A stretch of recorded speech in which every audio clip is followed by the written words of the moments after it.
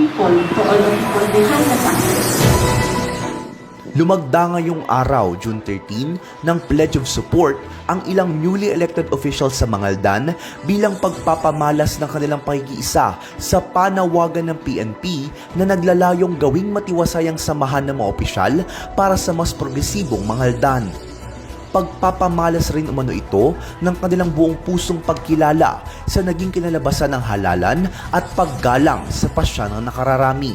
Ang gusto nating mangyari na dito sa atin is ma-maintain natin yung peace and order natin na zero incident po tayo sa during election period. And one thing, siyempre may mga bagong set of officers po tayo na elected officials, so yung work environment nila para magkaroon sila ng magandang rapport para to serve the population of Mangaldan. Kinumpirma ni Mangaldan Election Officer Gloria Cadiente na isang election 2022 sa mga naging pinakamapayapang halalan. Gayon din sa pinakamaraming voters turnout na umabot sa 89%. Oh, it was very peaceful. Napaka-peaceful po.